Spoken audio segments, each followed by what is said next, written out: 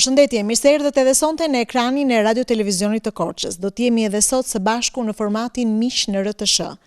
Kam kënaqësinë të kem një mik special të veçantë që për herë të parë do të vinë në një rrëfim ndryshe në ekranin ton. Në fakt rikthehet për të tretën herë në qytetin e Korçës me një tjetër projekt fantastik që ka mbushur plot sallën e teatrit Çajupi, e prandaj dhe unë zgjodha pikërisht këtë mjedis që është më i duhuri për një artist të jashtëzakonshëm si Hector Leka. Hector, mirë se u riktheve në qytetin tonë. Edhe në qytetin tonë në të njëjtën kohë. Nga Rossini tek Puccini, pse zgjodhe këta dy kompozitor për të rikthyer në qytetin e Korçës? Po, në radhë të parë nuk është një ide që më ka ardhur kohët e fundit, e kam pasur prej shumë kohësh, bile mbasi bëra eventin i Organizis Story në 2023-shin, pata folur me Blertën dhe me Zamirën për organizimin e diçkaje dhe në këtë rast arrita të vë bashk një seri veprash, arjesh, po edhe pjesë instrumentale, si uvertura nga operat, për të realizuar një udhtim muzikor, mund të quajmë kështu, midis Rossinit edhe Puccinit, kalojnë dhe shumë autor të tjerë që janë në këtë koncert, që nuk dua tani t'i them të gjithë, se do të ketë çik surprizë për publikun apo jo. Po, për gjithë ata që nuk mundën dot ta shihnin në sallë, do të kenë mundësi ta shohin në ekranin e Radio Televizionit të Korçës. Prandaj është edhe një surprizë, në fakt dhe për gjithë ata që na ndjekin. Si u duk bashkëpunimi me artistët tona korçare? Kemi patur një bashkëpunim, po themi telegrafik, ose po themi në distancë, pasi unë duke qenë në Itali, dhe ato këtu dhe nuk i njihja personalisht, nuk isha punuar ndonjëherë, vendosëm repertorin, çfarë do këndonin, edhe unë bëra një farë raditje, pikërisht duke mbajtur këtë kronologjinë, po flasim historike midis në dy periudhave të ndryshme që janë të midis Rossinit dhe Puccinit.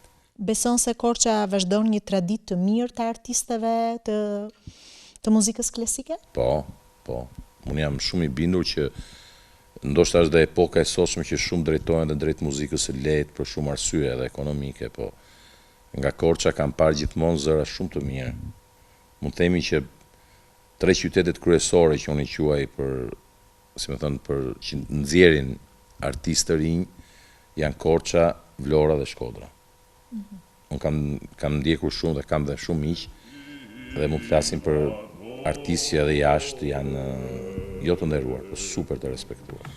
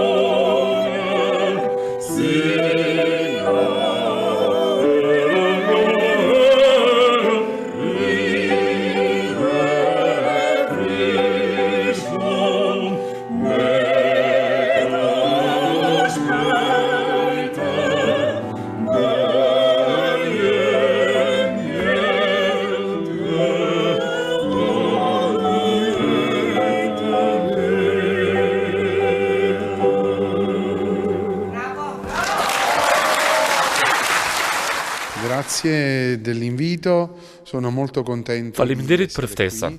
Jam shumë i lumtur që jam këtu. Falenderoj edhe Hectorin që më propozoi këtë aventurë kaq të bukur dhe shpresoj të kënaqim të gjithë publikun. Rallegrare il pubblico. Francesco, sa kohë keni që njiheni me Hectorin? Conosco Hector da E njoh Hectorin prej shumë vitesh, prej gati 22 vitesh. Kemi kënduar së bashku shumë herë, jo vetëm me korin Giuseppe Verdi, por kemi realizuar së bashku shumë spektakle. Unë dhe ai si solist. Ndjehem shumë i nderuar të këndoj në tokën e tij dhe e falenderoj për ftesën. E lo ringrazio per l'invito. Si lindi ideja për ta bërë bashkë të koncert do ta them në vendlindjen e Hectorit në fakt, sepse prindrit e tij janë nga Korça edhe kështu që nëna e tij është korçare, kështu që është një krenari edhe për na. A me sembra una cosa Më duket shumë interesante të këndoj në qytetin e lindjes së nënës së Hectorit, e cila ishte shumë e afeksionuar pas meje. Unë e njihja atë dhe e konsideroja edhe si nënën time. Ndaj për mua, është një ndër i madh të këndoj në qytetin e saj. Quindi sono onorato di venire a cantare nella sua città. Çfarë do të vlerësoni tek Hectori së pari si profesionist, po edhe si mik? Io lo considero un amico perché Unë e konsideroj Hectorin një mik, sepse ai ka zemër të madhe dhe një personalitet të bukur, shumë të fortë, mbi të gjitha një njeri dhe një burr i mirë. Ndërsa si këngëtar është i Zoti, ka një zë që të përfshin dhe të arrin ta ridëgjosh brenda vetes dhe tani jam shumë i nderuar dhe i lumtur të këndoj bashkë me të. E quindi sono solo che orgoglioso di cantare insieme a lui. Cili është roli më i bukur për ty realizuar nga Hectori? Hector è versatile. Hectori është i gjithanshëm. Ai arrin të realizojë shumë mirë të gjitha rolet. Ai arrin të kalojë nga personazhet komik tek ata tragjik. Ai nuk njeh kufi dhe kalon lehtësisht nga Rossini tek Verdi. Da Rossini a Verdi. A njihni shqiptar të tjerë të suksesshëm në Itali? Si vlerësoni ju zëra të tjerë shqiptar? Io tramite Hector ho potuto ascoltare il tenore Gjipali. Po, nëpërmjet Hectorit ka mundur të njoh tenorin Gjipali dhe më duket një zë shumë interesant. Për mua zërat shqiptar janë shumë të ngrohtë, ashtu si zërat e tokës nga Vjun, nga Napoli. Më duken shumë zërat të ngjashëm, zërat shqiptar dhe zërat napolitan. Quindi mi sento davvero molto affine, molto simile. Për çfarë arsye do të ktheheshit sërish në Shqipëri? Per il cibo. Në Shqipëri do të kthehesha për ushqimin. Keni ushqime vërtet shumë të mira, ndërsa në Korçë do të kthehesha për ajrin. Ju këtu keni mundësi të thisni dhe të jetoni në një ajër shumë të pastër. Dhe për mikpritjen tuaj, jeni njerëz shumë mikpritës. Molto. Unë nuk e besoj se dikush nga ata që na shohin sonte nuk e din se nga çfarë familje vjen Hectori. Sepse në 2023 ne kemi pasur fatin, mundësinë të shohim një historinë e një familje artistësh që na ka emocionuar edhe na ka mbetur e do na mbesi gjatë në mendje. Emri i artistes i jashtëzakonshme, mezzosopranos të teatrit, operës dhe baletit, dirigjentes së parë femër shqiptare, Rozmari Jorganxhi, një emër që është nder për Shqipërinë, po mbi gjitha për qytetin e Korçës, një artiste që mundi të sfidoj edhe skenat e huaja, me gjithë skepticizmin që mund të kenë pasur të huajt për Shqipërinë e viteve 90. Me mungesën e një nëne artiste, si ndjet Hectori sot? Tani mund të them që mungesa e nënës artiste apo jo artiste është patjetër është e padiskutueshme. Unë pata dhe fatin e madh që të punoj me nënën. Edhe është diçka jo shumë e thjeshtë për ta përshkruar ai sensacioni që ke kur shkon në skenë me prindin. Është një raport komplet tjetër. Ndryshojnë relatat midis prindit dhe fëmijës. Unë pata këtë fat, me qyveten me shumë fat. Kthehemi pas në kohë, do të kuptoj zgjedhjen që i është bërë Hectorit të vogël për instrumentin e violinës. Në përgjithësi janë profesorët ata që kuptojnë tek fëmijët çfarë aftësi kanë, ndoshta tek gishtat. Këtë zgjedhje të instrumentit e ka bërë nëna apo dikush tjetër për ju? Atëre, ne ishim një nga ato paktat familje në atë kohë në Tiranë, po dhe në Shqipëri që kishim një pianoforte nga këto të murit në shtëpi.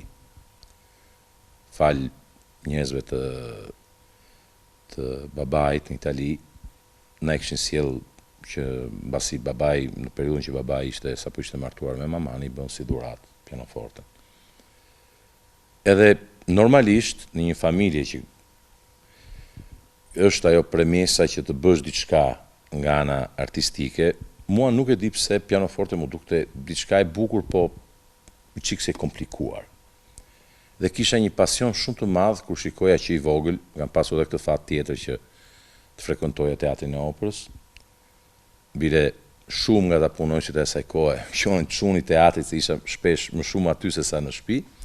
Edhe shikoja këto violinistë, duke filluar nga violinat e orkestrës së operës, duke filluar me të mëdhenjt, Ibrahim Madhi, Piero Gjezi, Pandush Gjezi, që janë, po themi këto dy të fundit janë me origjinë nga Korça. Nga Korça, po. Dhe kisha një farë kështu kurioziteti, sa e bukur ky instrument me këto telat e kështu. Edhe ja thash, mama, shikon do kisha qef ta provoja, qa është kjo violina. Edhe fal disa personave profesionistë që më vunë një farë prove, më bën një farë testi, po themi, për sa mund të bëhet në atë moshë, e fillova këtë rrugë tim në moshën 7 vjeçare. Edhe kam patur një fat, tjetër fat, po themi në këtë rast, që kam marrë pjesë në gati 4 dekada maj që u bënin atëre me orkestrën e fëmijëve, që pasaj në koncertin madhor që bënte përpara udhëheqjes e tjera duhet luanim në unison të gjithë bashkë, të drejtuar nga Gianni Cicco. Edhe ka qenë një eksperiencë jo vetëm, si më thënë, artistike, po të mëson atë që në art sot ndonjëherë humbet pak, që është disiplina. Dhe kjo ka qenë një shkollë jo e vogël për gjithë ne që kemi bërë. Në fakt, nga ajo orkestrë kanë dalë sot violinista që po bëjnë karrierë botërore. Po, është e vërtet. Edhe, me thënë të drejtën, unë e ndje veten me shumë fat që arrita ta bëja atë si eksperiencë, edhe sepse pastaj për një arsye shëndeti nuk vazhdova dot studimin e violinës, po nuk do e kisha marrë, po të kisha bërë ndoshta një shkollë normale, një shkollë 8 vjeçare, si bëni shumica e moshatarëve të mi. E kuptoj. Për sa vite ke interpretuar në violin? Unë kam studiuar 8 vjet. 8 vite. Pastaj u shkëpute dhe pastaj pata një problem. Nuk u shkëpute, por nuk u shkëpute nga rruga e artit. Jo. Është gjithmonë e lidhur me maman, edhe kjo temë. Pasi unë kisha dhe kam një çik dhe sot, po me moshë ndryshojnë gjërat, atë të dhënën e imitimit. Imitoja të madhin Pi Romani, ja kam bërë për para vetes, i kam në rolin e Sali Protopapës, nështë kisha zërin kështu që atëherë dhe kam imituar këngëtarë, dhe imitoja shumë dhe këto kolegët e nënësime. Dhe gjithi thoshin, Roza, ky ka zë, vëje studio, ja, do ka qef luaj me top me shokët, s'ka disiplinën për kështu, mami më shikonte që bëja violinën dakord, po për këngëtar duhej gjë tjetër. Derisa një ditë si duket erdhi dhe mosha 14-15 vjeç u poqja nga ana fiziologjike. Edhe duke imituar, me stashti imitoja Ramis Kovacin që studionte Figaron. E bësha o Roza, bëj studioj. I ditë për ditë është i ndjeri dhe Akim Quku, basi i thotë Roza, ky kaza, ky djalë duhet studioj, ky kaza, vene studioj. Edhe mami tha, hajta provojmë ta se ishin gjithë, me Gjoni a tha, në asë gjithë i tonin, po vërëm se ky gjesaknon kështu kazë. Dhe aty mami pa që përveç një zëri, po themi nga natyral, kisha atë ndjeshmërin që të studioja dhe një farë mënyre ashtu si duhet kantoja, se kantoja pasaj ka shumë problemet e veta nga ana e studimit dhe mekanizmat e saj. Dhe kështu hyra në lice, kam qenë për 4 vjet, atëherë kam qenë i vetmi bas, nuk e di pse s'kishte bas në Tiranë, si duket në atë periudhë. Dhe pastaj vazhdova institutin e lartë, sa pata mundësinë se pastaj u transferova në Itali. U larguat. Në lice pata dhe eksperiencën tjetër, se ndërkohë kisha filluar të frekuentoja orkestrën edhe atje për një pasion të asaj moshe, orkestrën e tim vllai, me kohën pentagramin tim, me perkusione, bateri, dhe bashkë me Elton Dedën formuam... Me artistin Gjergj Leka. Po, me vllajin Gjergj. Edhe bashkë me Elton Dedën, atjere menduam të bënin diçka për muzikën e lehtë dhe krijuam këtë grupin që pastaj mori emrin Tingull i Zjarrt etj. Siç dihet, siç njihet. Dhe filluam duke bërë qindrice pak sinfo-jazz që i orkestronte Eltoni, edhe pastaj desera dole, pastaj festivali, pastaj vazhdoi. Ke provuar edhe një instrument tjetër. Po, për një periudhë shumë të shkurtër. Mos besni çfarë viti ka qenë, kur erdhëm në jetë. Unë ndjem të rritur ka shpejt, dhe marim guximin e moshës, dhe i zemra flet. Të duam të bukur o jetë, ne jemi me ty o njeri që më nqesës janë. Me ty shetësime tindajmë si frutën tonë, i themi një fjallë dashurien e profesor. Shkollim mjekësim ta ndjesën ajo.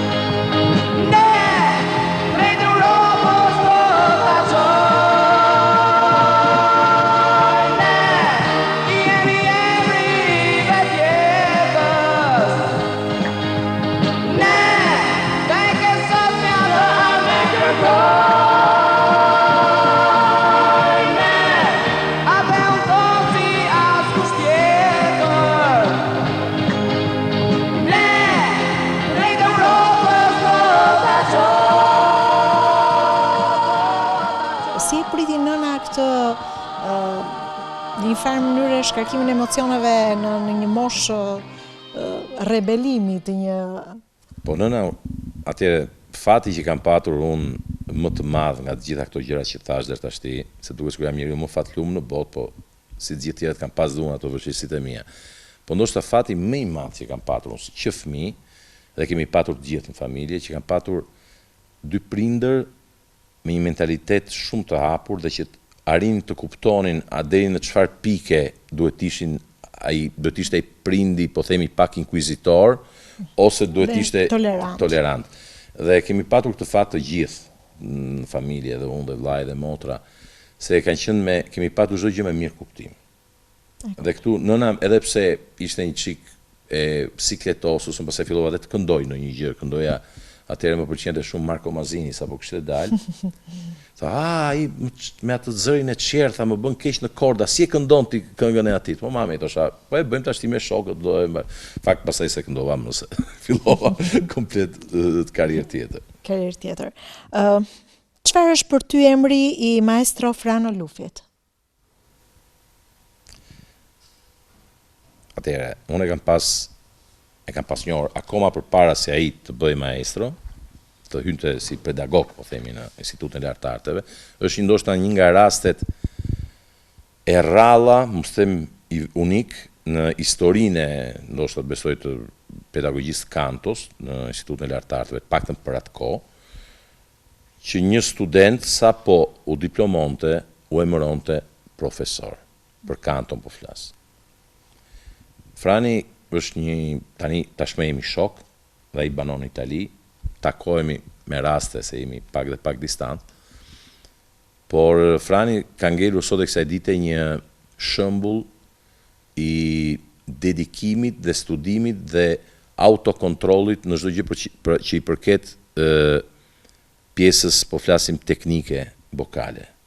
Më vjen shumë keq, më vjen jashtëmase keq, që në Shqipëri nuk ka qenë aq i konsideruar dhe i vlerësuar sa ka qenë jashtë. Është një bazë me famë ndërkombëtare dhe është e vërtet që pak ose ndoshta as pak nuk di ta them, kanë folur mediat për të. Shumë pak dhe nuk ka qenë asnjëherë, mund të ketë bërë ndoshta në opera, ndonjë koncert, tek këtu nuk ka bërë asnjë rol. Një artist I cili ka prekur skenat në Itali, në Holland, në Danimark, në Gjermani, në Hungari, në Rumani, në Zvicër, në krejt Europë. Dhe ndoshta mund të them dhe diçka tjetër që nga ambienti jon I operës në Shqipëri tashmë ndoshta nuk e din shumë se ka qenë dhe ndrimi generacional, po themi, I artistëve. Po Frani është, mund të quhet taman, nxënësi më I kompletuar I Lukaçait. Dhe falje dhe Franit, unë kam patur nderin dhe fatin që t'isha për një periudhë shumë shkurtër, pra se t'isha në Itali, të isha dhe unë nxënësi I Lukës. Nga kisha dëgjuar me shumë fshehtësi nga nëna ime, me aq sa ishte mundur atje që të më tregonte se kanë qenë për studime bashkë në Moskë, dhe më tregonte për se si u mahniqin edhe profesorët rus me vokalin e tij. Ishte një gjenerate këtyre që ai ka qenë shumë shok dhe në shkollë, ka treguar me Nikolaj Gjaurov, që ishte është tashmë emri I gdhëndur në Olimpin e këngëtarëve, si të thuash, ka qenë Nikolaj Gjaurov një nga basët më të rëndësishëm në botë, me një emër, ka kënduar pothuajse në gjithë teatrot më të mëdhenj të botës. Dhe këta kanë qenë shok klase bashkë me Lukën, vetëm se jeta I ndau në kuptimin Luka pati fatin e keq që pati dhe nuk arriti dot të bënte atë karrierë që e meritonte. Ndoshta më shumë se shumë të tjerë. Hektor, në momentin e parë kur lexon historinë e familjes Jorganxhi, të kryhet përshtypja që ka qenë një fat që megjithse pas të 50-ave nëna jote arriti të fitojë audiencën në Itali edhe të luajë, të interpretojë në skenat italiane, po dhe duket sikur gjithë pjesëtarët e tjerë të familjes do ta kenë shumë herë më të thjeshtë pastaj jetën artistike në Itali. Në fakt, cilat kanë qenë vështirësitë e para që kanë ndjer Hektori 20 vjeçar kur ka shkelur për herë të parë në një tokë të huaj? Jo, vështirësitë kanë qenë më shumë nga ana burokratike, për faktin se ne kemi qenë të riadhesuar, pas nga ana e babait kishim origjinë italiane, gjyshe ishte italiane, babai lindur në Itali, edhe na kishin treguar ca ligje, ca gjëra që na përkisnin shumë si të riadhesuar, po nuk, kur shkuam në Itali, realiteti ishte një çik ndryshe. Prapse njeriu që do të jetoj, të punoj, të integrohet, e bën dhe si të gjithë dhe unë kam bërë punë krau fillimisht, sa kam filluar me profesionin tjetër që kam, fotografe, videomaker, pastaj duke njëkohësisht edhe këndoja, derisa arrita një 2 vjet, 3 vjet mbasi kishte hyrë dhe mamaja në teatrin Giuseppe Verdi Trieste, ku punoj dhe sot, hyra dhe unë. Edhe ka qenë një fat që, si më thënë, arrita të punoj. Hektor, të është dashur të ndërpresësh studimet në Tiranë, Institutit të Lartardeve, dhe për të vazhduar. Cili ishte ndryshimi që vure re në metodologjinë e përdorur? Mund të them diçka, është një çik shumë e rëndë ndoshta. Jo e rëndë, po realiteti ndonjëherë është I tillë. Unë kur kam shkuar në Itali, ne kuptohet, megjithëse unë kisha një çik origjinën, po në shtëpi kishim shumë siklet flisnim. Sidomos gjyshja në e shkreta e përmbante shumë veten, gjyshi gjithashtu tregtar që kishte humbur dhe shumë prona fal komunizmit. Ishim të gjithë, si më thënë, me atë që unë jam rritur me idenë që gjyshi ka qenë një tregtar I mesëm. Derisa pasaj me mosh, nga dalë mi thanë sa gjëra. Të shumë gjëra ka marrë vesh mas 90-s, me thënë drejtën, edhe vuajtjet e tij. Por ndryshimi ishte, si më thënë, në favor të Shqipërisë. Dhe këtë e them me shumë qetësi, se edhe kur kam folur me dikës, më ka besuar dhe kam treguar programin me cilin ne kemi studiuar, kanë ngelur me gojë hapur, ka thënë këtë drejt.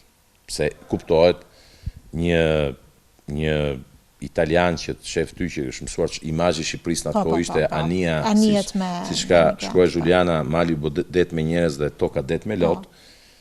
Ai ishte imazhi i Shqipërisë. Ndërkohë që ne si shkollë, ajo shkollë ka nxjerrë të gjithë ata që sot janë edhe mbajnë vende edhe të rëndësishme në institucionet e kulturës së Shqipërisë.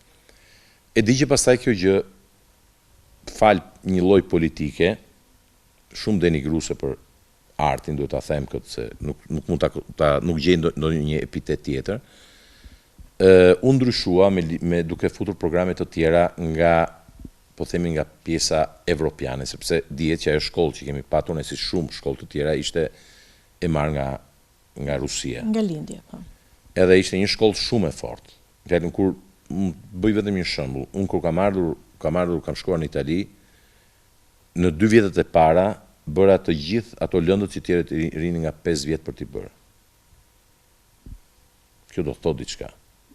Po kjo nuk e thotë aktori, po t'intervistoni të gjithë artistët që ka studiuar, e thonë që kualiteti jonë kur kemi shkuar mbas 90-s ka qenë një surprizë për të huajt, sepse nga imazhi. Dhe kjo ka ndodhur dhe në artistë të fushave të tjera. Po, me balerinët, kemi Kledin, kemi Ilir Shaqirin, kemi violinistë, pastaj kemi sot ka violinistët në Skala, po në atë kohë ishte ëndër të arije të mbaroje një shkollë në Itali. Ndërkohë vinte violinisti nga Shqipëria dhe nga jo Ania e madhe vinte një zheni, edhe janë habitur shpeshherë italianët. Megjithëse për këto gjëra nuk është folur shumë, sepse Shqipëria kishte hyrë në atë vorbullën e, si më thënë, që kishte atë imazh dhe edhe imazh duhet të vazhdonte. Po nuk ka qenë e vështirë, nuk ka qenë e vështirë. Nuk ka qenë e vështirë. E mban mend për herë të parë kur t'u dha mundësia të interpretoje në Iskën italiane? Po, ka qenë një emocion i madh sepse më dha një rol të vogël në një produksion të Traviatës. Isha në një zonë afër Triestes dhe bënë një Traviata në jashtë, në natyrë, në një arenë. Edhe nuk më kërkuan, më thanë mund të vish në 2 ditë kam studiuar, ishte një rol i madh, Markezin ke Traviata, me fjalë është një rol ka 2 fraza vetëm, gjithë pjesët e tjera janë të këndon me të tjerët. Dhe shkova, erdhi dhe mami, kuptohet se ishte era parë që do bëja një rol, si thuash, nga fillimi në fund. Edhe satisfaksioni më i madh që kam që njoha një tjetër të madh skenës italiane. Antonio Salvadori ka qenë një nga baritonët, nuk është më në këtë botë, një nga baritonët më të mirë dhe nuk ka nevojë të bëjë unë asnjë reklam, mjafton njeriu të shikoj në YouTube kush ka qenë ai si nivel këngëtari. Dhe ai nga këto të mëdhenj. Ai erdhi aty, meqenëse ishim gjithë të rinj, gjithë debutantë, si më thënë, erdhi në mënyrë komplet, si më thënë, gratis, pak marr asnjë kompensë përveç, po themi, hotelit ose këto gjë.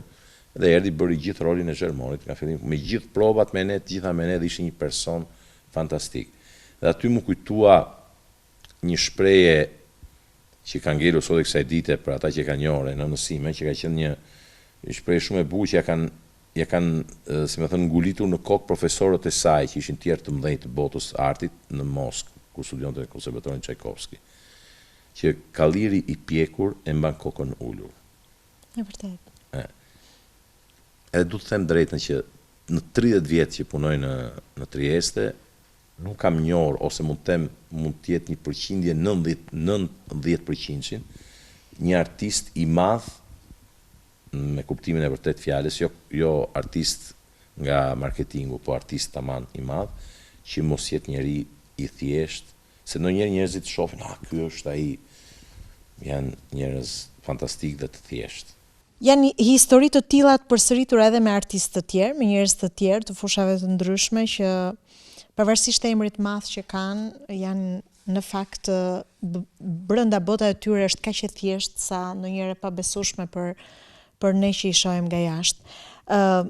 Dua të flasim pak për bashkëpunimet e tua në skenat italiane. Për shembull, bashkëpunimin tënd me Kapela Civica Trieste. Kapela Civica di Trieste. Sì. Trieste. Mund të flasim për të bashkëpunim? Po si. Atëherë Kapela Civica në Trieste është institucioni më i lashtë sot e kësaj dite i Triestes. Ka qenë dhe është, vazhdon të jetë, kori i bashkisë për aktivitetet e shenjta. Në atë kohë kuptohet, nuk është si sot, ka qenë koha ishte, kuptohet, në Itali ishte vetëm kisha katolike.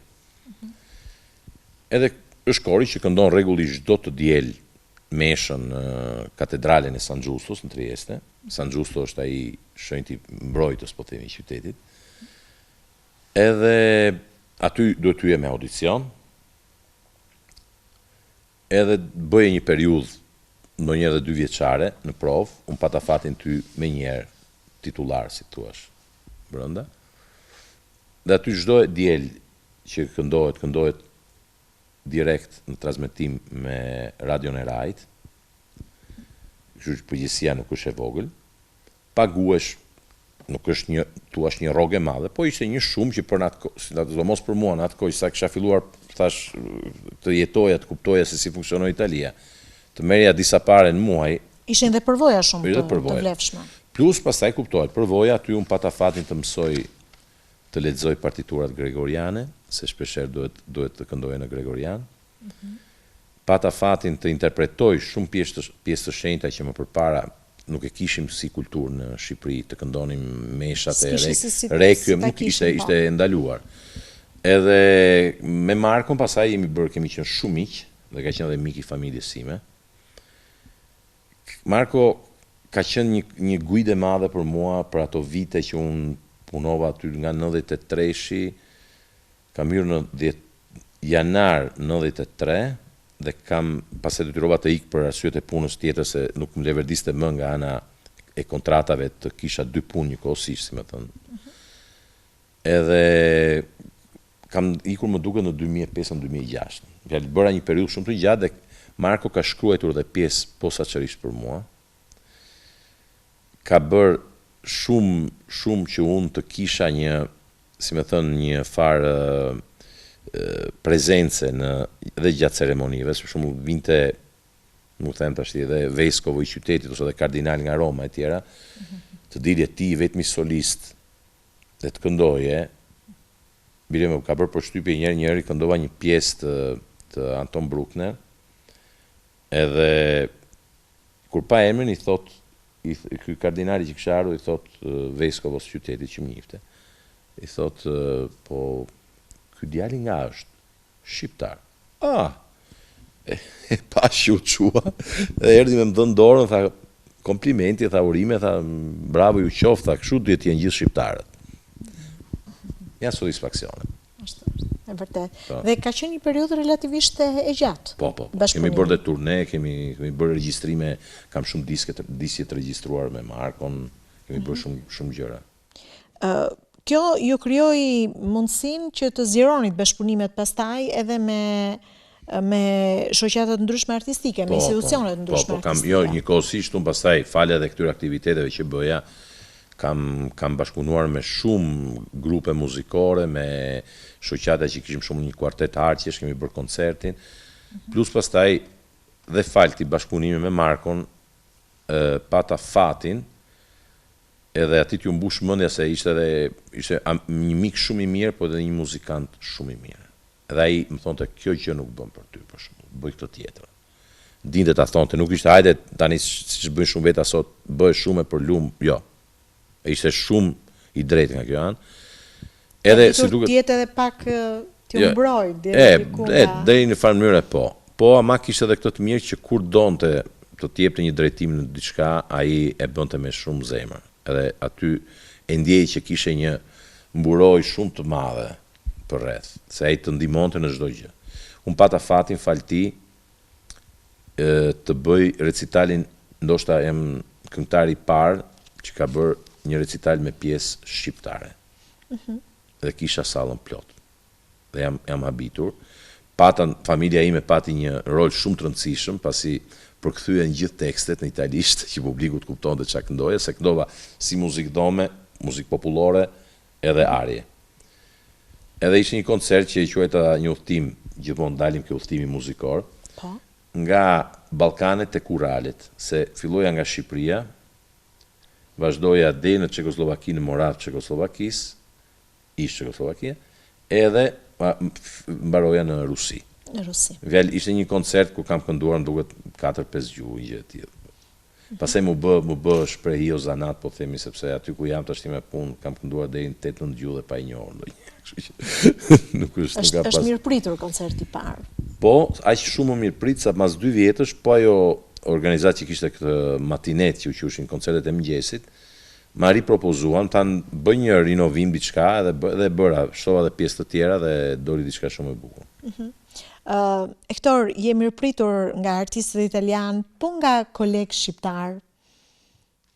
Si është bashkëpunimi aty ku jeton? Ke pasur mundësi të takohesh me artistë? Po, kam takuar shumë dhe nga disa nga gjenerata e re, dhe nga ato që vinin rregullisht tek ne në Trieste kanë ardhur shpesh, ka qenë edhe Ermonela ka të patur një debutim të rëndësishëm në Trieste, Ermonela Jau, Gzim Myshketa ka debutuar shumë role në Trieste, Keleda Shkoza, që i rasti si Franolufit u njoh para pak kohësh nga audienca shqiptare, sepse nuk ishte ftuar ndonjëherë dhe është ndoshta një nga këngëtarët e para që ka kënduar jashtë nga shqiptarët. Nga shqiptarët. Duket 94-95 ishte në skenë. Edhe Frani duket në 96 në një gjë e tillë ka filluar që në Arenë Verona, por janë këngëtarë që kanë kënduar dhe këta në gjithë teatrat e mëdhenj, përveç në Shqipëri. Në fushën operistike, deputimi i parë ishte ai që na rrëfeve pak më parë, pra vitin 1997. 1997. Ju krijoi, megjithse një rol i vogël, ju krijoi mundësi, ju hapi rrugë, ishte ai rol i vogël një trampolin për t'u hedhur edhe në skenat e tjera. Kam patur në këtë rast më ndihmoi për një zgjerim të, si më thënë, të repertorit, pasi organizatorët e eventit e kësaj operës që bëm më kërkuan mbas rreth një viti e gjysmë që të bëja një koncert ku duhet të këndoja dhe disa pjesë që unë kisha i njihja, po si kisha akoma nuk mendoja që ishin për mua akoma. Edhe më ndihmoi shumë dha një shtys tjetër. Si më thënë, po në përgjithësi kur gjërat bëhen mirë është një si hallkat e zinxhirit. Të del puna nxjerr punën. Po, e vërtet. Ndalemi pak tek disa prej roleve. Hector, në Arenën Alpe Adria, rolet e Don Basilios dhe Spara Fucile. Po. Janë 2 role të shkëputura, kthemi prapë ke udhëtimi muzikor, se janë 2 role, një nga një operë e Rossinit dhe një nga një operë e Verdit. Mund të tregoj shumë se ka pasur në këto 2 produksione, ka pasur shumë gjëra të bukura që kanë ndodhur. Po për shembull, rolin e Don Basilios, regjizori kishte një vizion shumë të veçantë, gjithçka ishte moderne, edhe veshjet tona ishin ndryshe nga ato tradicionale. Edhe një moment më tha, shiko, ti duhet marrësh kukullën e Rozinës kur hyn në skenë, para se të këndosharin, e ta shofësh kukullën, shumë prift Don Basilios, për sa personazhi është pa grotesk, edhe është ai që sugjeron shpifjen, siç e them, edhe ke projeksionet para se e këndova edhe në koncertin e këtushëm, edhe thashëm, po të shpun ka priftit, duhe me kuklat e një vajze, edhe më tha, ma jo, tha, dhe dua një prift, një qik më këshu, ta shikoj, do ta bëj në versione gay. Jo, tha Hector, tha ti, tha, kështu si që ti, tha, nuk mund t'jesh kur gay. Mos ki meraki, tha, shumë se do ta shofësh. Do hyra në skenë, bëra ndryshova qik dhe trukun, pa i thënë gjë, edhe kam hyrë në skenë duke bërë dhe ca gjeste, një qik të egzageruar, me thënë drejtën. Sa që kur mbaroja këti parë, më vjen e fejuara, më thotë, shiko, mjaft. Mos egzagero, mjaft. Po doli shumë bukur. Ka qenë dhe kam patur, ka qenë dhe takimi im me një bariton tjetër, që jemi shumë miq tashmë, dhe ai ishte me famë të madhe, Giorgio Cauduro, i cili interpretonte Figaro. Edhe ka qenë një produksion i bukur. Ndërsa Spara Fucile ka qenë është gjithmonë roli i atit, po themi, vrasit, killerit në Rigoletto, edhe është një rol që përsa nuk është roli kryesor, mund të quhet roli i dytë, po ka atë peshën e vetë, edhe duhet ta interpretosh jo vetëm nga ana vokale, po dhe nga ana, po themi, e prezencës skenike. Duhet dish ta luash. Dhe e vërteta është, këtë e kam dëgjuar në fakt edhe nga regjizor të njohur që kanë pasur mundësi të intervistoj, që personazhet dytësore mbajnë në peshën edhe nxjerrin në pa personazhet kryesore në skenë. Flauti magjik. Çfarë të kujton flauti magjik dhe rolet e oratorit dhe Aty ka qenë një debutim shumë i bukur me një shoqat që kemi bërë shumë aktivitete pasaj mbas ti flauti magjik. Ky është një shoqat që e ndërtoi, e krijoi ish sekretari artistik i teatrit ku punoj, me atë dëshirën që të bënte diçka edhe për shkollat, të bënte diçka edhe në ambientet ndoshta jo në teatro të mëdhenj që bënin me fjalë si më thënë aktivitetet e tyre. Edhe ai bënte 2 herë në vit, bënte 2 opera. Edhe pasaj kishte një tradicion që ka qenë në Trieste, tani e vazhdojnë personat të tjerë se maestro nuk është në moshë, nuk dirigjon më. Bënte në ditën e vdekjes dhe në orën e vdekjes të Mozartit, bënte Requiemin e Mozartit në Trieste. Unë kam kënduar fal ti mbi gati 15 herë pa problem fare Requiemin e Mozartit. Tani kam arritur edhe për aktivitetet tjera që kam bërë me po këtë pjesë, kam arritur mbi 30 herë ekzekutimin e Requiemit. Më fjalë është një pjesë që, se më thonë, të zgjohen nga gjumi tashti e këndoj, me fjalë se është bërë shprehi. Dhe kjo ishte një gjë shumë e bukur sepse u bënte në orën 1:10 të natës. Fjalë njerëzit zinin radhë në orën 12 të natës jashtë kishës. Ne shkonim më përpara se bënim provë, çdo gjë free, gratis. U bënte vetëm për, si më thënë, për anën shpirtërore dhe për të kujtuar gjeniun e madh. Gjeniun e madh. Njerëzit zinin radhë, edhe unë s'mbaj mend në gjithë ato herë, s'mbaj mend një herë që mund të them sot edhe po të kishte gura të binin jashtë, u mbushte dhe ishte një kishë jo e vogël Trieste. Edhe ka qenë një eksperiencë shumë e bukur. Dhe pastaj kemi bërë, me qenë se po flisim për flauti magjik, bëm një edicion shumë të veçantë me prozën, me qenë se lloji i operës ka brenda edhe prozë. Edhe unë luaja 2 personazhe ku ishte vetëm oratori kishte për të recituar, edhe duhet isha shumë pompoz, me zë shumë të projektuar përpara, edhe duhet ta mbaja gjithmonë atë pozicion kur flisja. Po kisha kolegë mi që ishin njëri më shejtan se tjetri. Edhe unë duhet isha ndonjëherë, duhet t'i thoja diçka, ti duhet bësh kështu etj. Duke u tërhequr vëmendje. Ashtu. Ai ishte me kuriz nga publiku, edhe më qeshte. Ose botën e gjë tjetër që s'po e them. Unë do të mbaja seriozitetin gjatë gjithë shfaqjes me këto personazhe, po ky është dhe ai satisfaksioni tjetër, po themi backstage-it që shumë njerëz publiku nuk e di, po që ka dhe kështu gjërash. Desha pasaj toja edhe diçka që kam bërë një debutim të veçantë, që ka qenë Signor Bruschino. Po. Signor Bruschino është era e parë që kanë shkuar, si më thënë, kundër këshillës së nënës sime. Po, jo sepse nëna ime kishte gabim. Nëna ime kishte kohë që unë kisha filluar aktivitetin dhe isha gjithmonë jashtë, nuk para dhe, ose më dëgjonte vetëm kur këndoja, nuk e kishte idenë se çfarë bëja, çfarë studioja. Edhe ma propozuan këtë rol. Në fakt, zakonisht, është rol, po themi një çik i lartë për një bas. Edhe më tha, po jo, tha, Bruschino, tha, nuk është, bëjnë zimon bariton, mi mami, thash, më shkujt baso bufoj, thash, bas komik, do ta bëj. Unë pata fatin, fal Ermonira Jahos, të njo Paolo Montarsolo. Paolo Montarsolo ka qenë basi bufo komik, është dhe tashmë më i madhin në botë, edhe tashmë që nuk jeton më. Mi fjalë, kur ka vdekur ai në Itali, në Metropolitan New York, kanë vënë atë që thuhet italisht kamera ardente për kujtim për të vdekur. Në Metropolitan New York. E pata fatin e madh ta njoh nga afër të bëj disa herë leksione, për leksione të nuk kishin orar. Unë shkruaja në 3 mbasdite, mbaroja në 5, mbaroja në 6. Po pse? Sepse ai kishte një dhuntishe të 81 vjeç. Kishte një dhunti të bukur që ai të tregonte për çdo gjë që ti i këndoje, ai të tregonte se si ma ka kërkuar Claudio Abbado këtë, o si ma ka kërkuar Ricardo Muti, o si ma ka kërkuar ky tjetër, se ka kishte punuar me gjithë mëdhenj.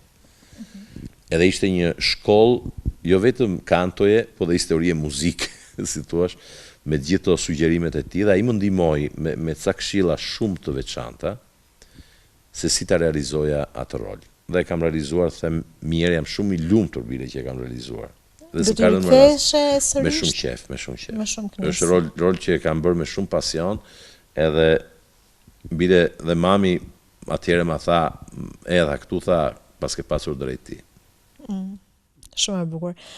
Ndërkohë, Ektor, ti ke pasur mundësi e përmendëm pak më parë, një koncert recital që pastaj pas disa vitesh të është kërkuar që të riktheshe, po jo vetëm, ke patur mundësi që gjithë tyre 3 dekadave në Itali të realizosh koncerte të ndryshme. Po. Të ndryshme edhe në qytete të ndryshme të Italisë. Po, dhe jashtë, edhe sidomos Trieste është afër Slovenisë dhe Kroacisë. Kam qenë shpesh, sidomos në 2 festivale që u bënte vetëm muzikë e shenjtë. Po kryesisht çfarë repertori? Repertori muzikës shenjtë merr gjithë pjesët nga Requiem i Verdit, nga Stabat Mater i Rossinit, Petit Mes, Solenele Rossinit, nga të gjitha me fjalë, gjen për një artist lirik. Edhe kam bërë pasaj edhe një koncert ka qenë, më kujtohet për një arsye time, sepse pata një problem shëndeti 2-3 ditë përpara dhe duhet ta bëja koncertin. Isha në bazilikën që quhet Santa Eufemia në Grado, që është një zonë turistike pas 3 çerekore nga Trieste.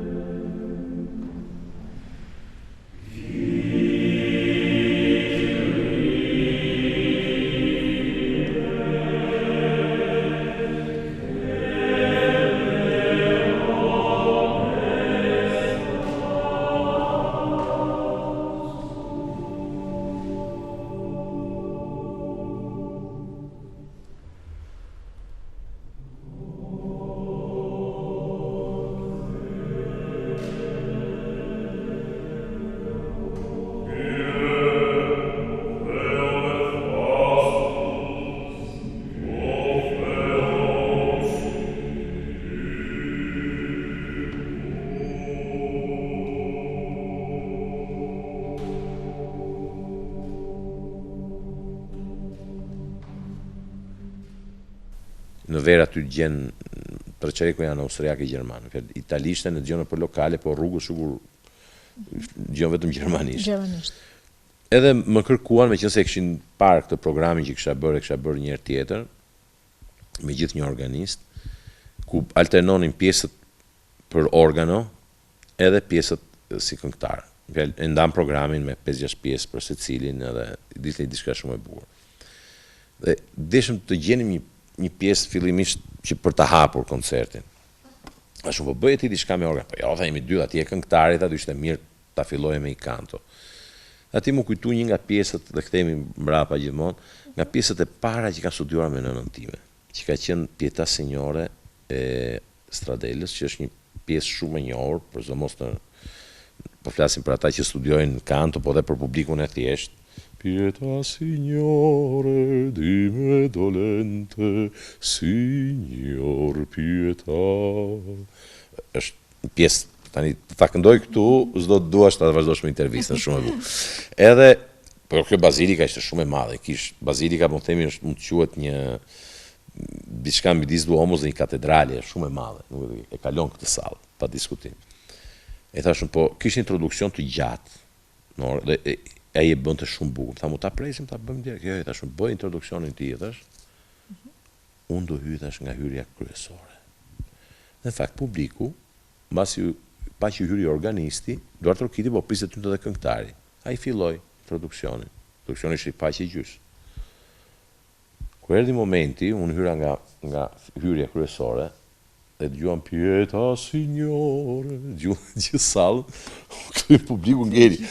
Po për mua ishte u krijua një emocion, edhe kam kënduar me qepje Sarita Signor Pietà, fjalë mëshirë Zotit, mu kur isha ke altari dhe u ktheva për të bërë notat e fundit. Kur e mbarova, kisha taman atë, mora një frymare të thellë, se sikur u lirova nga diçka. Në fjalë këto tempujt e shenjtë, kudo qofshin dhe të kujdo qofshin, ndonjëherë kanë këtë efekt. Ka një mos frymëzim. Edhe kur sidomos kur puqet me muzikën, kjo gjë jep efekte. Unë do të tregoj edhe një gjë tjetër, të bukur që s'ka të bëjë me këtë të muzikës kështu. Njëherë pata një kërkesë nga një organizatë, unë dhe disa kolegët e mi, të shkonim të këndonim për Requimin e Verdit në një manifestim disi të veçantë. Ju ndoshta nuk e dini në Shqipëri, nuk janë gjëra që i përkasin më shumë një vendi, nuk janë gjëra historike të famshme, po tragjedi. Në zonën e Friulit, që është rajoni ku jetoj unë, në vitet, mos gabofsha në 60, s'kujtohet tani viti precis, tani u bë, po 66. Ka patur një tërmet shumë të fortë. Ka patur përveç, po themi dhe atyre fatkeqësive humane, humbjeve të njerëzve dashur, ka patur dhe një shkatrim të ndërtesave të gjithë shkaje. Dhe në një nga këto zonat e Friulit, arritën të rindërtojnë Duomon, kishën e madhe që kishin, duke përdorur po ato gur, si që ishte ndërtuar shekull më parë. Dhe doli diçka që kur pash fotografinë si kishte qenë dhe si e kishin bërë aty ngela, me fjalë. E na kërkuan të bëjmë të Requimin, me fjalë. Kemi shkuar me teatrin. Në disa momente ngelem, me fjalë nuk po knonim dot. U shikonim, me fjalë, shifshe njerëzit, muzika vetë është e tillë, siç thuhet, Requiemi i Verdit është toksor, Requiemi i Mozartit është hynor. Po ishte aq thellë në tokë se radha që. Ishte emocion shumë i madh. Kemi qenë dhe mbasi mbaroi kjo, s'na leshin njerëzit më fjalë duke na përqafuar, e kështu se edhe për ata ishte diçka shumë e bukur. Shumë e bukur. Mos pas ngjarjeve të tilla pastaj janë. E vërtet. Ndërkohë në vitin 2021 ju keni interpretuar rolin e Doktor Grenvillit në La Traviata. Po. Në ndërtimin e Maestro Mazës. Maca, po. Ishte një gjë, një surprizë ka qenë e bukur në atë rast sepse ndava skenën me një soprano shqiptare që po flasim nga këto gjenerat e reja, Nina Muho, që është soprano në opera. Kemi edhe një foto. Është hera e parë me një kolege shqiptare? Po. Hera e parë. Po. Gjithë të vite nuk ishte dhënë mundësia? Jo, kam patur raste, po asnjëherë që tishim në skenë. Tishit në skenë. Edhe, jo, ishte eksperiencë e bukur. Ra në rastisi në një periudhë jo të thjeshtë, ishte gjysmë pandemia, se më thënë Covid-i dhe ishim ushtyje njerë, më fjalë pati ishte një Traviata, tamam po themi çike e vuajtur nga gjithë, sepse u bën probat, u ndërprej, pastaj u shty, pati gati zjati një vit, pastaj u bë, po pati shumë suksese. Pati shumë në çdo shfaqje dolën mirë, ishin ai kast shumë i mirë, se përveç Ninës ishin dhe të tjerat, ishin si tenori, si baritoni, ishin gjithë këngëtarë të nivelit shumë të lartë. Mund t'rregoj një gjë nga këto të backstage-it, po themi, është në operën Traviata, në partitur, Giuseppe Verdi ka shkruar që operën e mbyll doktori. Kur Violeta vdes, ai thot këndon e spenta, që u shua, mbaroi. Edhe mbyllet operën. Po pastaj, siç duket, siç e kemi parë, më duket tek ai film i famshëm Giuseppe Verdi që është pas transmetuar nga RTS-ja në vitet 80, kishte këto diskutime nga disa, po si ka mundësi, aty është ajo diva është ajo që vdes, shpun ka ky, që ta thot në funde, shumë mere presin. Dhe është bërë një çik tradicion që pritet kjo. Duke përfituar nga këto gjëra në një film shumë të bukur që në Shqipëri më duket nuk njihet, se janë nga ato filmat që quhen të dorës dytë, por që janë ndonjëherë edhe më të mirë si tematik, janë më të mirë se ato dorës së parë, të madhit Alberto Sordi, quhet Mi permette babbo, është Alberto Sordi, Aldo Fabrizi, janë gjithë aktorë në filma që zgjasin pak, një orë e çerek. Ku Sordi interpreton një bas të ri që do të debutoj, po që është i çik i veçantë, kështu ekstravagant, do të bëjë çdo gjë si këngëtar, edhe pa qenë këngëtar, e kupton? Edhe ka një moment që e fusin në operën e Romës, arrin të bëj rolin e doktorit, dhe si tradicion, u prente fjala e fundit e doktorit. Dhe Verdi ka këtë alucinacionin që në vend të dirigentit, që kishte thënë nuk bëhet kjo, po i thotë por maestro, unë kam studiuar, jo, kjo nuk bëhet, i tha, do she prer. Në film Genialata e Verdit kishin vënë një fytyrë si Giuseppe Verdi, që duke dirigjuar, i thotë, bëje. Dhe ky ata duke mbyllur si parin, ky e spenta e këndon me të madhe, sa shkon pastaj drejtori i operës, i thot, ishin çik mjekrën që kishte për tokë dhe i futet 2 shpulla iki. Edhe ky maestro Maca ma tha ditën që më bënin provën gjenerale, ore tha, sikur ta bëjmë sonte, tha mua, edhe ai e bëri në atë moment, ma bëte me kokë nga unë se bëra, se ishte as e provuar edhe kështu, edhe tha mua, u tregove i zgjuar, tha nuk e bërë, jo, i thash, vetëm Sordi e bënte, i thash, jo. Ndërkohë që një pjesë e mirë e gjithë veprimtarisë tuaj është regjistruar edhe në televizionin ëndër të shqiptarëve të viteve 90, po edhe sot natyrisht është më i ndjekuri Rai. Po. Jam në disa aktivitete, jam në video, në disa kam shumë më tepër regjistrime audio në fonotek. Se falë dhe punës që thosha që pare me Marko Sofianopoulos, kam bërë shumë regjistrime. Po kam regjistruar edhe në televizionet e tjera, jashtë Italisë. Jashtë Italisë. Kryesisht në cilat? Në ZDF. Në Gjermani. Në Gjermani. Kemi bërë po këtë një pjesë gjithmonë që thosha e përmendë edhe shqiptari Anton Bruckner, edhe një mesh të Luigi Cherubinit. Janë një pjesë të shenjta. Ndërsa në Ljubljan kam patur njerë fatin të shkoj për të ndihmuar në prodhimin e diskut për 100 vjet pavarësi të Inva Mulës, me gjithë disa kolegët e mi bëm disa zëra për korin që kishte nevojë, ku dhe Inva dhe vetë Bujar Llapi që dirigjonte dhe Gen Stukici që kishte bërë orkestracionet u habitën se si italianët arrinin të shqiptonin për MMD-n, e janë blidhuni këtu se ishin gjithë të këndë. Si ka mundësi, tash po jemi mësuar, tash nuk këndojmë me gjuhë ndryshme, ata i morën partiturën atë moment, se notat ishin shumë të vështira, po për shqiptimin e regjistruan. Dhe ka qenë dhe pastaj prej kësaj kam patur një fat të shkoj të bëj me një kuartet, me fjalë zëvendësova dikë që ishte smur, ku bënin disa pjesë nga opera dhe si më thënë pata atë rolin tim ai sa ishte dhe regjistrova dhe atje. Po kam patur si më thënë dhe jashtë.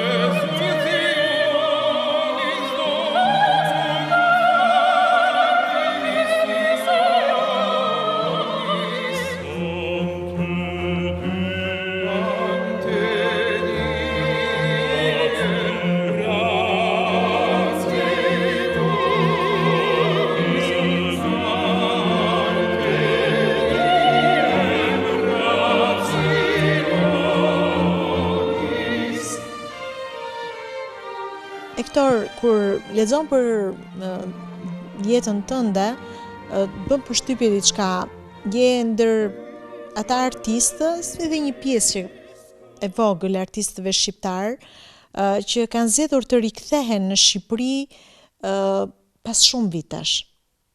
Kjo për shkak të angazhimeve të mëdha që kishe, apo mendoje që Shqipëria ende nuk ishte gati për t'i pritur artistë të nivelit tuaj? Jo, nuk kam menduar në një këtë gjë. Apo ju nuk keni pasur ftesa nga teatri i operës? Jo vetëm nga teatri i operës, po unë e kam thënë edhe herën tjetër, që nuk e di se më mend kur isha gjithmonë në Korçë, që unë ftesën e parë kam patur nga Qendra e Kulturës të Korçës. Të Korçës. Jo nga asnjë teatër.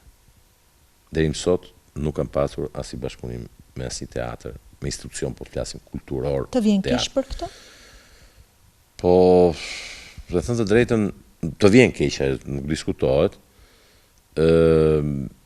I vetmi faj që i them vetes, ndoshta duhet kisha ardhur, siç bëjnë dhe të tjerë që vinë, kërkojnë, bëjnë projekte, bëjnë për shumë vite, as e mendoja që duhet bërë diçka e tillë. Por kur pash që kishte një lloj indiferentizmi për shumë vite për personat e tjerë më të famshëm se unë në Shqipëri, se unë në fundit isha si stash student kur ika. S'mund pretendoj që me shumë nga ne që kemi ikur atëre kemi qenë student. Vështirë besoj mu të dalin në njëri të thotë, jo, unë kështu, gjithë kemi qenë student, kur kemi ikur në fillim të 90-s. E kupton, kështu që s'kemi patur, por kur mendoj nënën time, mendoj Julianën, tezën, mendoj tim vlla, që për aq vite sa ishte jashtë, edhe bënte, ndoshta ka qenë dhe ai, po them nga ato Guinness i primati, i thotë italiani, bënte organizatorin e eventeve të mëdha për Bashkinë e Triestës. Dhe ka lënë sot e kësaj dite manifestime që vazhdojnë bëhen dhe që janë aty falti. Edhe gjithë të persona që janë tash më të kanë qenë këtu më me emër se unë, nuk kanë qenë të ftuar. Ma i më shumë raste tani s'dua të shaj njeri, as s'kam ndërmend, po për vjetoret e operës o të festivaleve, as mamaja, as tezja nuk kanë marrë asnjë ftesë. Pse? Nuk e di. Kështu që unë nuk mund të flas për vete. Kur mendoj diçka të tillë, thash. E kuptoj. Po, të vjen keq kur shef që në filan pozicion është ish shoku, shoqja jote, i shkollës, o ku e di unë, që mund të kishim një bashkëpunim, mund të thënë ore, çka ke qef. E kuptoj. Por megjithatë nuk të ka munguar ftesa nga Opera Kosovës. Jo, edhe ishte fati që arrita në teatrin ku isha çuni i teatrit, arrita të vej këmbët në skenë. Goca e Kaçanikut. Po. Është një opera e cila natyrisht është rivënë në skenë, po për herë të parë në Kosovë vjen kjo opera? Është bën vetëm opera Goca e Kaçanikut ka një histori, është bën vetëm në Shqipëri në 79. Është vetëm në Shqipëri. Vetëm por në Kosovë ishte e re parë. Absolutisht që u vendin skenë. Dhe ju interpretuat aty rolin e plakut. Më plak se unë s'kishim ku gjejnë detyruan të dhe mjekën e gjatë. Si u ndjeve me artistët Po, mund të them diçka që këtu unë duhet falenderoj Korçën, nuk e di pse. Sepse në periudhën që unë isha ditët që unë kam qenë këtu për jo nga G-Story. Për historinë e familjes Organxhi, të ka ardhur ftesa. Më ka ardhur kërkesë në kuptimin, më kishin shkruar që do kishim dëshirë të interpretoj e ti, po nuk e di ma e lira mundesh, e tjera. Pastaj kur u ktheva në Itali, kontaktuam. Unë dua të falenderoj rreth parë Nikolin Gurakuqin, që ishte edhe regjizori, po është dhe miku jo imi, po dhe i familjes sime, i cili në një moment që si duket nuk kishin gjetur personazhin me audicion, se kishin bërë audicione të hapura për personazhin kryesor. Shikoj që nëse doni njërin që ri në skenë, punon ka kaq vite eksperiencë tjera, do të bëj rolin e një, se isha plaku si emër, po e vetmja vërejtje që mund t'i bëj libretistëve, që bile është një nga libretistët dhe ish gruaja e vet autorit, e Raufit, po plak është një qik i ullët si emër, pasi a ishtë aman, a i që mobilizon gjithë fshatin e Kaçanikut që të shkoj në luftë kundër turqëve, nuk është një rol i vogël, nuk është roli, po themi, principal i operës, opera quhet jo Plaku i Kaçanikut, po Goca e Kaçanikut, që në trast ishte vajza ime sken, Adelina Paloja.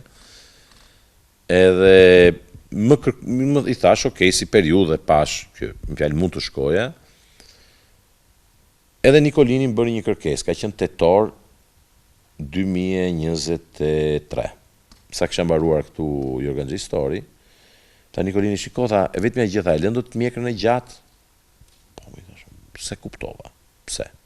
Po më bë mjekra, i kam fotografit, ishte, kur shkova në Kosovë kuptova. Pse? Sepse ideja Nikolinit ishte që duhet t'i ngjaja Ademi Asharit.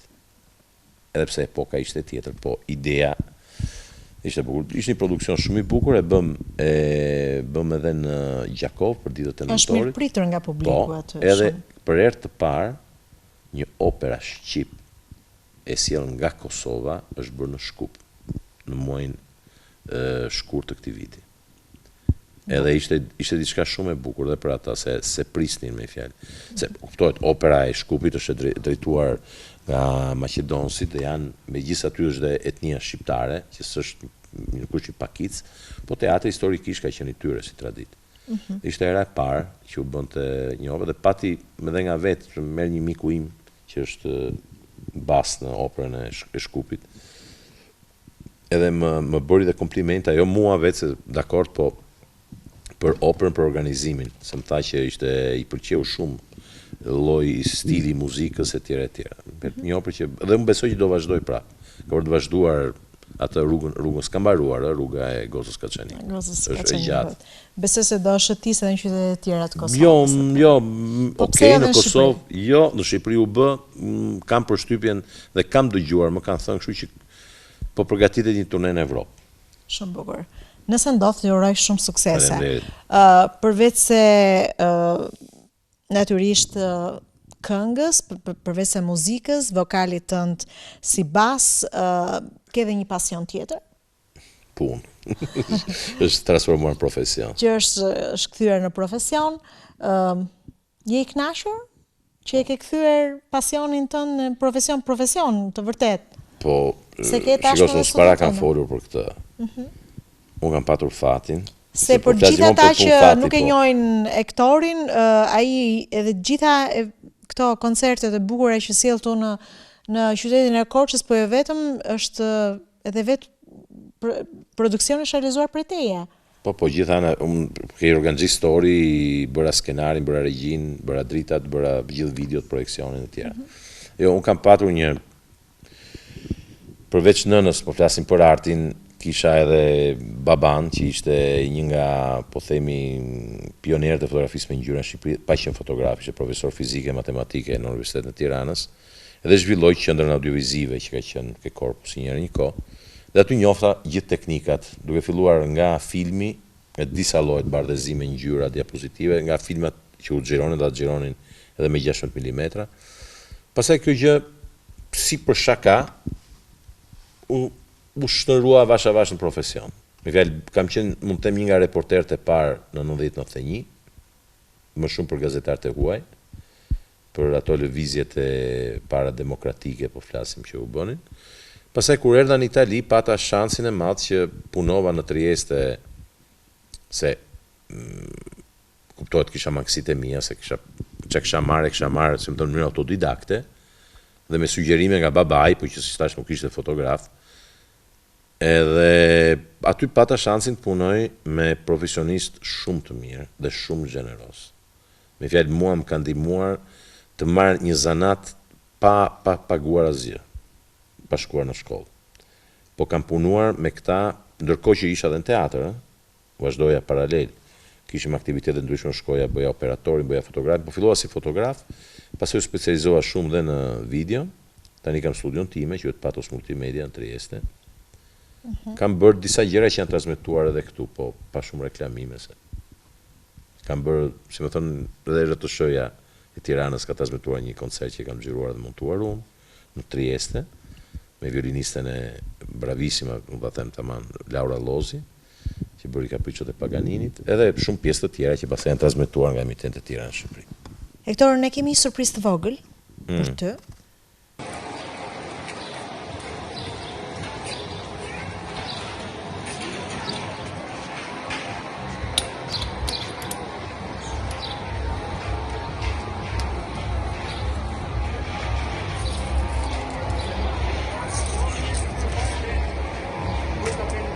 Përshëndetje, si që shikoni edhe unë jam përpara një koncerti me shumë rëndësi, që fillon pas 60 minutash.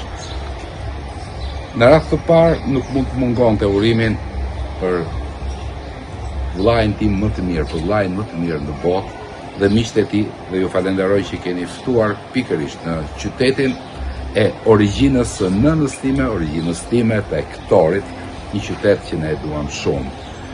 Edhe më vjen shumë keq që unë nuk do jem dot prezent pikërisht se 2 ditë jam këtu në një koncert dedikuar 3 figurave të mëdha të teksteve shqiptare, Agim Doçit, Arben Dukës edhe Jorgo Papingjit. Por me zemër unë jam gjithmonë tek ju, vllai dashur, të uroj suksese si gjithmonë, të japësh atë emocionin tënd të brendshëm dhe të kumboj salla nga zëri yt që i ngjan pikërisht gjyshit tënd dhe gjyshit tim, që kaq e organizuar, se u emocionova. Suksese vlla, suksese të gjithëve juve. Mirupafshim. Faleminderit. Surprizë e bukur se me vllajin flasim po vetëm për gjërat e punës të zanatit tjetër, se flasim për gjërat teknike ose për gjërat tona pasaj personale. Pasherë për këto them çka kisha, kisha i koncertu, okej, më rregull. Shera e parë që kam një kështu, si më thënë, me të dërguar nga jashtë, si më thënë, me video. Faleminderit. Si është ti jetosh tani larg Gjergjit, se Gjergji ka vendosur prej vitesh tashmë të jetojë në Shqipëri? Në Gjergji shkon e vjen sipas punëve që ka, po kuptohet ka një aktivitet jo të vogël tashmë këtu, edhe është pjesën më të madhe është në Shqipëri. Po sot falë atyre që kanë shpikur teknologjinë, jemi, si më thënë, në kontakt shumë afër njëri tjetrit. Në kollaj. Kuptohet që sa herë që vi, ato pakere që vi, ka mundësim gjithmonë do takohemi. Edhe në fundit që isha në Shkup do merri avionin, pata mundësi ajo do vish do bëm një drek, pasaj, si më thënë, u nisa. Është, kuptohet, familja shike e shpërndarë, sepse, si më thënë, kemi ngelur unë dhe Gjergji dhe motra është në Itali. Takohemi tani, me siguri do takohemi për 8 vitorin e Zhulianës, që është nga Mesi Gushtit.